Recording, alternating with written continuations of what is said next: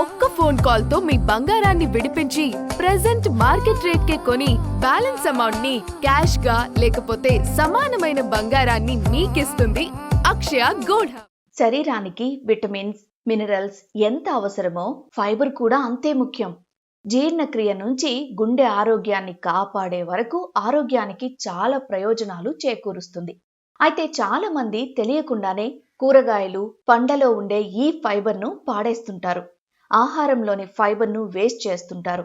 అసలు శరీరానికి ఫైబర్ ఎందుకు అవసరం? ఫుడ్ విషయంలో ఎలాంటి టిప్స్ పాటిస్తే దీన్ని మెరుగ్గా పొందగలం అనే విషయాలు చూసేయండి.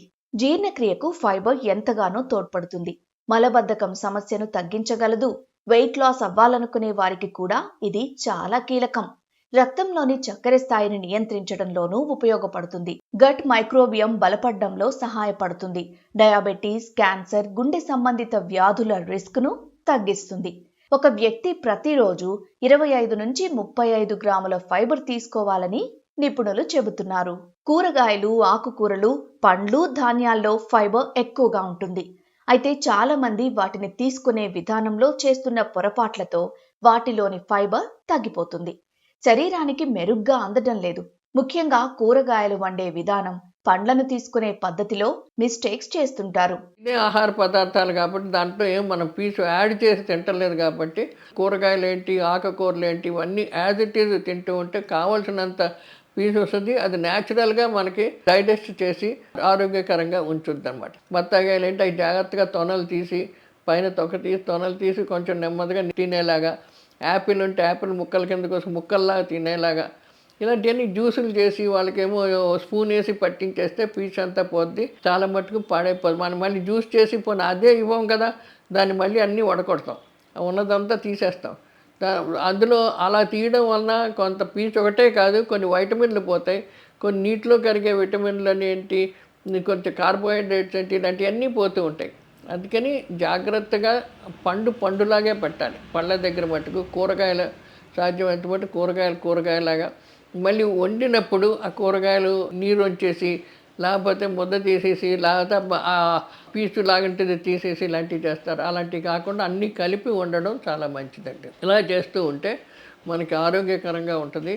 మన శరీరానికి అన్ని కావాల్సిన వైటమిన్స్, మినరల్స్ ఏదైతే ఉన్నాయో దాంతోపాటు ఈ పీచు కూడా కంపల్సరీ ఒక న్యూట్రియంట్ కింద, ఒక పోషక పదార్థం కింద మన శరీరానికి ఇవ్వవలసిన అవసరం ఉంది.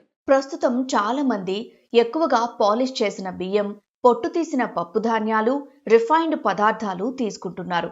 దీనివల్ల శరీరానికి సరైన ఫైబర్ అందటం లేదని చెబుతున్నారు నిపుణులు. కూరగాయలు, ఆకుకూరలు, ఓట్స్, బార్లీ, బీన్స్, మినుములు, సిట్రస్ పండ్లు, చియా సీడ్స్, బ్లాక్ బీన్స్, బఠానీలు, బాదం, గుమ్మడి గింజలు, శనగలు, ఫ్లాక్స్ సీడ్స్ వంటి వాటిలో ఫైబర్ పుష్కలంగా ఉంటుంది. ఎక్కువగా మరపెట్టిన బియ్యం వాడితే తెల్లగా బాగుంటుంది కదా అంటుంది. అది మంచిది కదా. దాంట్లో ఉన్నది ఓన్లీ పిండి పదార్థం ఉంటుంది. తక్కువ మరపెట్టిన బియ్యం, దంపుడు బియ్యం అలాంటివి వాడుతూ ఉంటే పీచు మనకు వస్తుంది. అదేవిధంగా ఇప్పుడు గోధుమలు ఉన్నాయి. గోధుమలాగా మరపట్టించి పీచుతోటి తీసుకొస్తే ఆ తొక్కతోటి తీసుకొస్తే పీచు ఉంటుంది. ఇంకొకటి ఏంటంటే ఫైబర్ తీసేయడం వలన కొన్ని గింజల్లో జర్మ్ పోర్షన్ అంటుంటుంది. ఇప్పుడు ధాన్యం ఉంది, గోధుమలు ఉన్నాయి, వాటిల్లో చివర చిన్న జర్మ్ పోర్షన్ అంటారు. అంటే దాని నుంచి చెట్టు పెరుగుతూ ఉంటుంది అనమాట. అటువంటిది ఎప్పుడైతే మనం ప్రాసెస్ చేసి పైన పీసు తీసేస్తామో ఆ జర్మ్ కూడా పోతుంది. ఆ జర్మ్ ఏంటంటే చాలా ఎక్కువ విటమిన్స్, మినరల్స్ అన్నీ అందులో ఉంటాయి.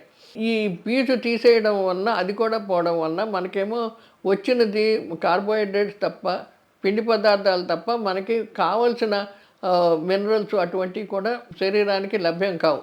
ఆకుకూరలు రోజుకి కనీసం 100 గ్రాములన్నా తింటూ ఉండాలి. తింటూ ఉంటే సరి అయిన మనకి శరీరానికి కావాల్సినంత పీసు వస్తూ ఉంటుంది.